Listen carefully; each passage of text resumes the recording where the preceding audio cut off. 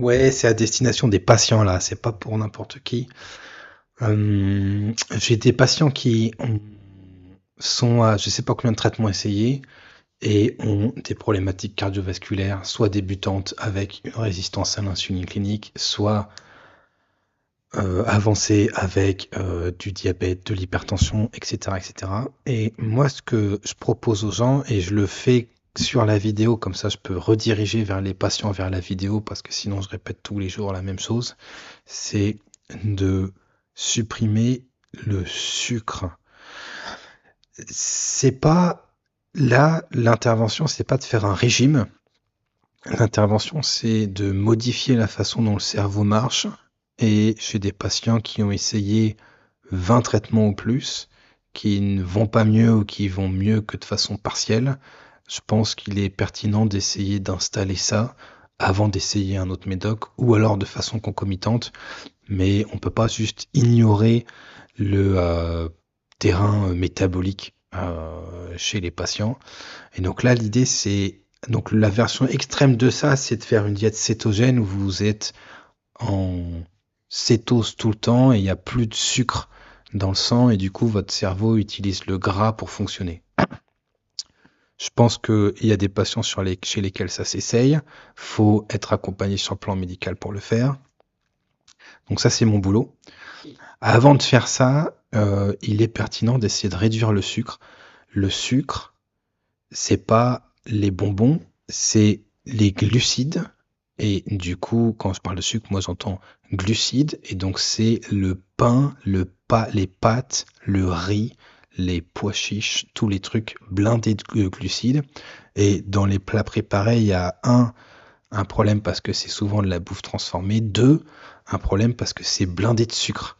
Et il y en a partout. Si vous allez regarder dans votre caddie ce que vous achetez, que vous regardez qu'est-ce qu'il y a comme sucre, c'est surréaliste. Donc il y a du sucre dans le ketchup, dans les yaourts, les compotes, c'est du sucre pur. Les fruits, c'est extrêmement sucré. Il y en a un paquet. Et le plus fréquent, moi je trouve, c'est le pain. Les gens mangent du pain, les gens aiment bien du pain, manger du pain, et c'est normal parce que le pain, c'est des bonbons. C'est du bonbon pour adultes, mais ça reste quand même du bonbon. Donc ça arrive dans votre corps, ça fait de l'énergie, ça attaque les cellules, etc. Et du coup, il y a un pic d'insuline pour pas avoir tout ce sucre qui se trimballe, et paf, ça fait du gras. Le sucre, les glucides ne servent qu'à l'énergie, ça ne sert qu'à ça. Les protéines et les glucides servent à faire des les acides aminés qu'il y a dans les protéines servent à faire des enzymes, tout un tas de trucs. Le gras, ça sert à faire tout un tas de trucs et c'est des éléments essentiels. Votre corps ne peut pas vivre sans protéines et sans glucides, mais il peut parfaitement vivre sans glucides. Et s'il le faut, il peut créer ses propres glucides, il sait le faire, c'est pas un problème. Alors qu'il peut pas créer son gras, il peut pas créer ses protéines. En tout cas, il peut pas les créer de nulle part comme ça. Donc moi, ce que je propose aux patients, c'est d'essayer petit à petit d'arriver à une alimentation plus saine, pas pour objectif d'une perte de poids, mais pour un objectif de meilleur fonctionnement du cerveau. Il y a des gens qui ne peuvent pas bouffer de cacahuètes parce qu'ils font des allergies aux cacahuètes et ils meurent. Et donc il y a des gens qui peuvent bouffer du pain, des pâtes, du riz, plein de trucs comme ça, et ça pose pas de soucis. Et ceux-là, on les fait pas chier. Moi, les patients que je vois, il y en a un paquet qui vont bien, mais qui ont toujours un problème avec la bouffe et qui sont attirés vers la bouffe comme un aimant. Et il y a aussi des patients qui vont pas bien du tout et qui sont attirés vers la bouffe comme un aimant. Et pour ces patients-là, je pense que c'est important d'essayer de changer la façon dont ils bouffent. Alors, il y a plein d'études sur le sujet, il y a des bouquins entiers sur le sujet, j'ai rien inventé. J'ai pas de lien d'intérêt, de conflit d'intérêt là-dedans, autre que moi-même j'ai supprimé les sucres et je vais beaucoup mieux.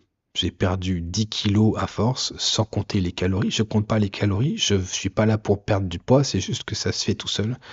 Et donc, je compte le sucre. Donc, je dois être à 20 grammes de sucre par jour, si ce n'est 10, si ce n'est parfois 5.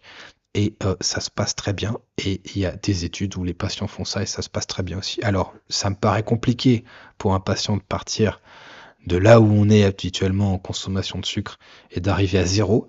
Et moi, je commencerai par virer les agents insultants les plus évidents. Et donc, c'est tout ce qui est riz, pâtes et pain.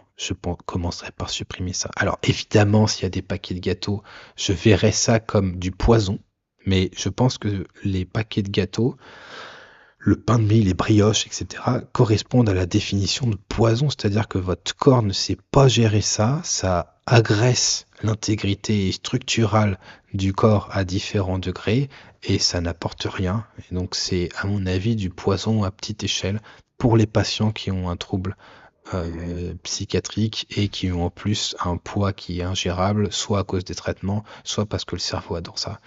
Donc le cerveau adore le sucre, et donc quand vous demandez aux gens, les gens adorent bouffer du pain.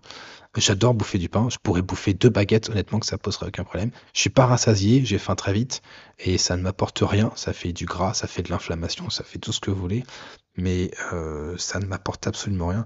Donc moi j'aurais commencé à faire ça.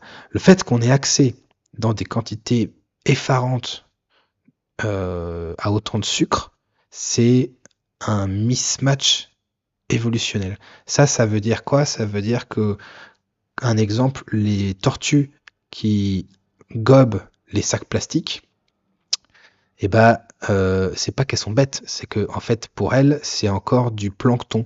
C'est blanc et c'est vaguement une forme assez vague, et du coup, leur cerveau a pas encore enregistré que non, ça c'était toxique parce que c'est allé trop vite.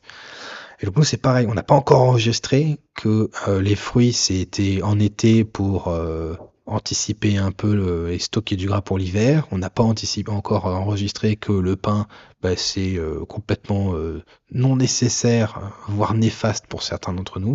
Et il y a plein de trucs qu'on n'a pas enregistrés.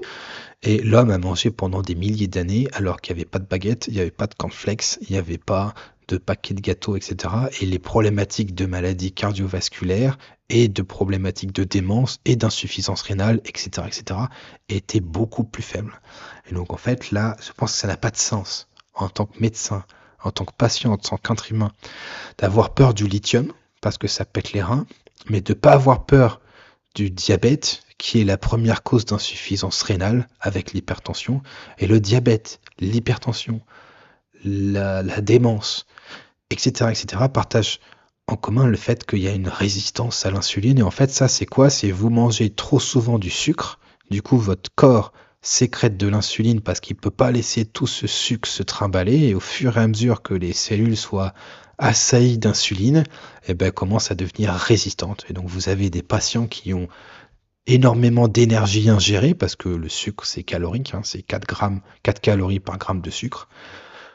Plein d'énergie, sauf que l'énergie en tant que sucre peut pas rentrer dans les cellules parce que le corps est résistant à l'insuline et donc ça va aller se stocker à droite à gauche et vous avez des gens qui ont le cerveau fatigué parce qu'il n'y a pas assez d'énergie qui rentre et le corps qui est résistant de tous les côtés et du coup l'énergie qui s'accumule sous forme de gras.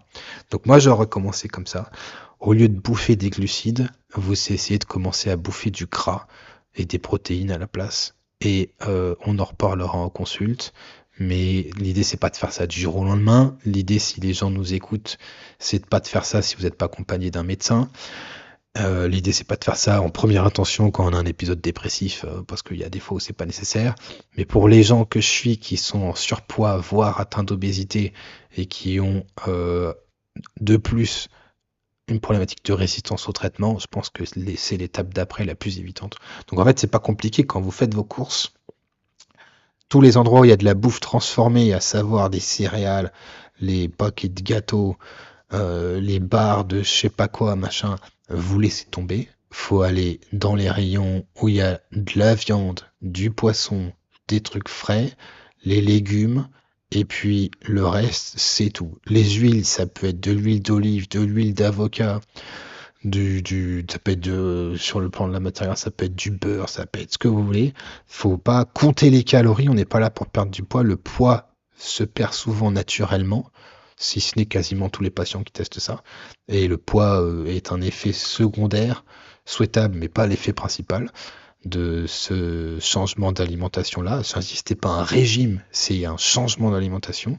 Du coup, vous comptez pas les calories, vous comptez les sucres. Et s'il y a du sucre dedans, vous laissez tomber. Donc l'idée, c'est pas de le faire petit à petit, de le faire d'un coup. L'idée, c'est de le faire petit à petit, mais ça fait partie des interventions qu'il faut tester avant de tester un énième médoc, parce que on peut mettre tous les médocs du monde, hein, si votre cerveau a pas d'énergie, c'est pas la peine d'insister. Donc moi je commencerai par ça.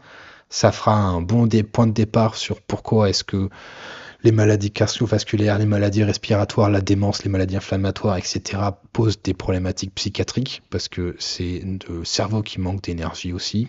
Mais on en reparlera plus tard. Donc arrêtez de bouffer des bonbons.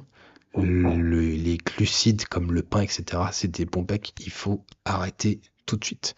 Et il y a je sais pas combien d'années, il n'y avait pas autant de bouffe transformée et massacrée de sucre, et il y avait beaucoup moins de problématiques diabétiques, hein.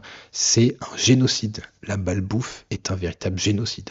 Ça, c'est pas de moi, c'est des différents experts sur le sujet. Vous trouverez toutes les études où vous voulez sur Google, il n'y a aucun problème. C'est destiné à mes patients et pas à n'importe qui.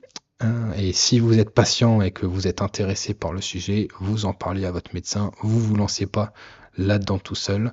Mais à mon avis, il faut que les informations tournent. Et donc le Nutri-Score, c'est poubelle, hein. C'est pas la peine de regarder le Nutri-Score. Il y a plein de trucs qui prennent pas en compte, notamment la quantité de sucre que vous bouffez. Le Nutri-Score sans contrefiche. Ok. Et si c'est bio et que c'est plein de sucre, c'est pas bon non plus. Donc voilà, comptez pas les calories, comptez les glucides.